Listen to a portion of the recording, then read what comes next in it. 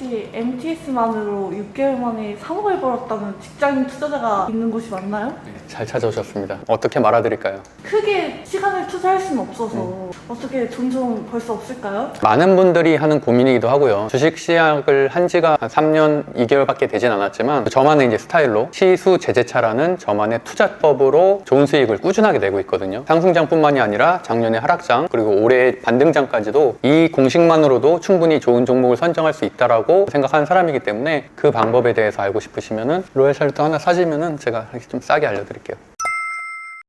불안해서 그러는데 혹시 수익 인증을 해주실 수 있는지. 기본이죠. 일단 MTS를 보여드릴 거고요. 보시는 것처럼 1월 3일부터 7월 13일, 오늘 촬영 날짜가 7월 13일이거든요. 까지의 수익 실현한 것들을 저도 물린 종목들도 있지만 그래도 중요한 거는 거의 매일 꾸준하게 수익을 내고 있다. 많게는 10%, 적게는 2, 3%, 거의 하루에 3, 4종목씩은 꾸준하게 수익을 냈다는 게 핵심인 것 같고요. 사실은 뭐 1월부터 5월까지는 반등장이었으면 누구도 의심이 없었고요. 저도 방송을 통해서 1월부터 적극적인 투자를 해야 된다라고 일관되게 지금 얘기를 해왔고요. 오늘 날짜인 7월 13일에도 한 150만 원 정도 수익을 냈는데 PD님이 촬영하시는 동안 저는 매매를 해서 수익을 냈습니다. 그럼 어떻게 한번 배워볼 만 하실 것 같으세요? 완전.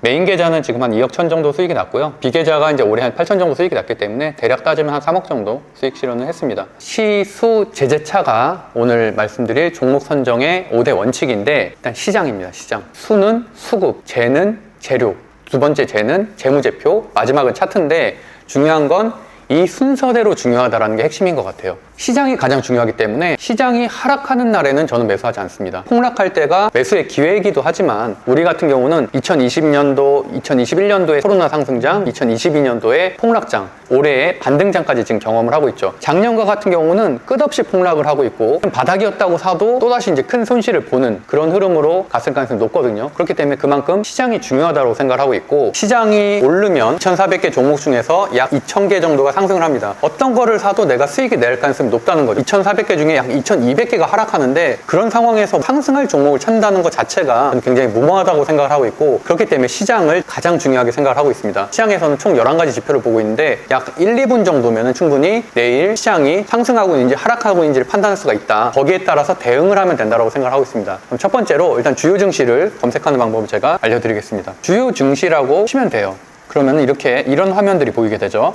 코스피 현 시간 지금 2시 14분 아직 장이 끝나지 않았는데 0.89% 상승 중, 코스닥은 그거보다 더 강한 1.63% 상승 중입니다. 오늘 새벽에 끝난 미국 증시를 살펴보게 되면은 다우존스 같은 경우는 전강 후약, 밤에는 강했지만 새벽에는 0.25% 마감으로 하락하면서 좀 마무리가 됐고요. 거기에 비해서 나스닥은 1.15%, 장초에 시작할 때도 강하게 시작했다가 CPI 발표 직후에 잠깐 눌렸다가 다시 한번 상승하는 이 두 가지만 본다면은 다우존스와 나스닥 어디가 더 강했죠? 나스닥이었죠. 가치주들이 많은 다우존스보단 나스닥에 있는 성장주라든지 관련된 종목들이 올라갈 가능성이 좀 더 높다는 거죠. 같은 기준으로 본다면 코스피에 있는 대형주들보다는 코스닥에 있는 성장주나 기술주들이 올라갈 가능성이 높다는 겁니다. 이런 것을 장이 9시에 시작하기 전에 미리 알고서 시작을 한다는 거죠. 미국 증시가 미리 끝나기 때문에. 그럼 미국 증시가 안 열릴 때는 어떡하냐? 그럴 때는 유럽 증시를 보면 됩니다. 1.72%, 1.4% 약하게 시작해서 강하게 끝났다는 얘기예요. 그만큼 어제는 시장이 좋았다는 얘기고 유럽 증시는 우리나라 증시와 미국 증시의 중간에 열리기 때문에 우리나라 증시가 끝까지 이 상승세를 유지할 수 있을지 하락으로 마무리될지는 유럽 증시로 일정 부분은 판단할 수 있다는 거고 미 선물까지 본다면은 미 선물이 현재 보는 것처럼 0.34%가 상승하는 게 보이시죠? 마찬가지로 우리나라도 지금 3시 30분까지 어느 정도 상승세를 유지하면서 마무리할 가능성이 높겠다. 갑자기 급락할 가능성은 상당히 적다라고 판단하시고 시장을 대응할 수 있을 것 같습니다. 그 다음에 보는 것은 필라델피아 반도체 지수인데요. 필라델피아 반도체 지수를 보는 이유는 우리나라의 삼성전자가 코스피 시총의 약 21%를 차지하고 있고 반도체 관련된 주들까지 합치면은 거의 30% 정도가 됩니다. 필라델피아 반도체 지수가 우리나라 반도체 업종에 중요한 영향을 미치고 그런 것들이 지수의 상승에 큰 영향을 미친다는 얘기죠. 올해는 엔비디아가 신고가를 달성하면서 굉장히 강한 흐름을 보였죠. 특히나 챗GPT라든지 시스템 반도체 중심으로 굉장히 급등이 나왔는데 어제 같은 경우도 엔비디아, 브로드컴, 인텔 인텔 모두 이렇게 급등하면서 마무리가 됐습니다. 3년치 차트를 봐도 지금 거의 정고점에 도달해 있는 굉장히 강한 흐름을 보이고 있죠. 그 얘기는 우리나라의 반도체 지수 뿐만이 아니라 반도체 소부장들까지도 상승할 가능성이 상당히 높다는 얘기고, 기본적으로 지수가 상승하게 되면은 다른 종목까지도 같이 순환매를 돌면서 상승할 가능성이 높기 때문에 성장주 쪽에 관심을 가졌어야 됐고, 필라델피아 반도체 지수까지 좋았기 때문에 반도체 쪽이 강했습니다. 제가 검색을 한번 해볼게요. 최근에 가장 강했었던 섹터는 반도체에서도 특히나 HBM인데요. 보시는 것처럼 한미반도체가 상한가가 나왔고, 가온칩스도 장중한 때는 약 20% 가까이 상승, 인텔 플러스라든지 오로스 테크놀로지라든지 다 반도체 업황들이 굉장히 강한 흐름을 보이고 있다는 것을 확인할 수가 있죠. 그러니까 이런 것들은 지금 이렇게 2시 20분까지 기다리지 않고서도 장초에 예상을 할 수 있었어야 된다는 겁니다. 다섯 번째로 볼 것은 환율인데요. 환율의 중요성은 더 말할 나위가 없죠. 3개월, 1년, 3년치 차트가 상당히 중요합니다. 3개월 기준으로 보면은 재차 상승하는 모습이 있다가 최근에 꺾이는 모습이 있었죠. 그렇기 때문에 이번 주 화수목의 증시가 상당히 괜찮았습니다. 환율의 하락과 함께 환차익을 노리는 외국인 수급이 들어오면서 우리나라 증시가 상승을 하고 있다는 거고, 하루하루도 중요하지만 1년이나 3개월의 트렌드를 보면은 환율이 지금 우상향하고 있는지 저점을 낮춰가고 있는지 추세를 확인할 수 있다는 거죠. 환율이 하락하는 추세라면은 적극적으로 투자할 수 있는 기회가 될 거라고 생각을 하고 있습니다. 다음 여섯 번째로 보는 것은 국채금리인데요. 국채금리는 성장주와도 깊은 관련이 있죠. 아무래도 국채금리가 높아지게 된다면 가치주 쪽이 좀 더 수혜를 받게 되고, 성장주 쪽은 많은 빚을 내서 성장을 하는 기업들이기 때문에 하락할 가능성이 높습니다. 미국 국채의 10년물 금리를 보면은 거의 10년 동안 최고치라는 걸 알 수가 있겠죠. 그래서 작년 말에 4.22를 기록하면서 최고치를 했다가 현재는 3.85 정도로 하락하는 걸 보고 있습니다. 점차 지금 안정이 되고 있기 때문에 올해는 성장주의 좀 상승세가 좀 두드러지고 있다. 다만 이제 FOMC 결과에 따라서 예측은 할 수는 있어야겠죠. 그 정도로 국채금리를 보고 있고요. 제가 일곱 번째로 보는 거는 발틱 운임지수인데요. 발틱 운임지수는 운임지수가 올라가는 것들을 기준으로 해서 이 관련된 주들, 뭐 HMM도 될 수 있겠고 페노션도 될 수 있겠고 조선업, 전체적인 물류에 대한 상승을 가져올 수 있는 사이클을 예측할 수 있기 때문에 3개월, 1년, 3년, 10년을 보면서 발틱 운임지수의 상승세를 보면서 일정 부분 좀 유추할 수 있다는 거고요. 여덟 번째와 아홉 번째를 통해서 알 수 있는 거는 하락에 대한 시그널입니다. 여덟 번째 공포지수와 아홉 번째 인버스 차트인데요. 공포지수라고 쳐보면은 오늘 날짜로 13.54포인트인 걸 확인할 수 있습니다. 추세가 점점 낮아지는 걸 알 수가 있겠죠. 공포지수라 함은 시장의 공포가 올라가고 있는 것을 수치화한 거기 때문에 저는 이제 20포인트를 주로 기준으로 하는데, 3년치 차트를 보면은 20포인트가 넘었던 순간들이 좀 있죠. 러시아 우크라이나 전쟁이라든지 특히나 코로나 때는 굉장히 높은 지수를 보이기도 했었습니다. 지금 13포인트도 좀 안정적인데 20포인트가 넘어가게 되면 시장의 공포가 올라가기 때문에 과매도가 나오는 구간입니다. 과매도가 나온다는 얘기는 우리가 사야 될 기회라는 거죠. 폭락이 나오기 때문에 사야 되는 시점이고, 10% 아래로 떨어진다는 얘기는 과매수 구간, 오히려 그럴 때는 시장이 좀 과열돼 있다. 이런 것들을 좀 미리 볼 수 있다는 거고, 그다음에 아홉 번째는 인버스 차트인데요. 인버스 차트 같은 경우는 종합주가지수의 반대라고 보시면 되죠. 이 종합주가지수가 저점을 높이고 고점을 높여가면서 점차 상승하는 것을 보실 수 있습니다. 그래서 오늘 같은 경우도 2,598포인트 현재 기록을 하고 있고 3거래일 연속 상승한 것을 볼 수가 있죠. 보시면은 차트에 대해서 기초적인 공부를 하신 분들은 알겠지만 골든크로스가 이틀 전에 나왔습니다. 20선을 이탈을 하면서 우려감을 가졌는데, 보시는 것처럼 다시 5일선과 11선이 60일선을 돌파하는 그런 골든크로스가 나오면서 종목으로 봤을 땐 상당히 좋은 차트죠. 지금 현재 모든 이동평균선 위에 올라와 있기 때문에 이번 주 또는 다음 주까지도 상승은 이어질 것이라고 볼 수 있는 하나의 근거가 되는 것들이고요. 인버스는 그 반대라고 할 수 있습니다. 코덱스 인버스를 보면은 차트가 완전히 반대죠. 이번 주 화수목 지수가 상승을 하면서 인버스 차트는 다 깨졌습니다. 그래서 현재는 데드크로스가 나오면서 모든 이동평균선 아래에 있는 역배열로 향해서 가고 있다는 얘기입니다. 현재는 굉장히 안정적인 상황이라고 볼 수 있고, 재료적인 측면까지 말씀드리면 미국은 현재 실적 시즌이 시작됐기 때문에 실적이 시장의 예상치보다 높게 나온다면 당연히 이 차트는 견고하게 유지가 되겠죠. 저는 어쨌든 1월 달부터 이런 근거로 인해서 올해는 상당히 우상향할 것이다 라고 봤고, 그 예측은 단 한 번도 바꾼 적이 없습니다. 열 번째로 볼 것은 광물의 가격인데요.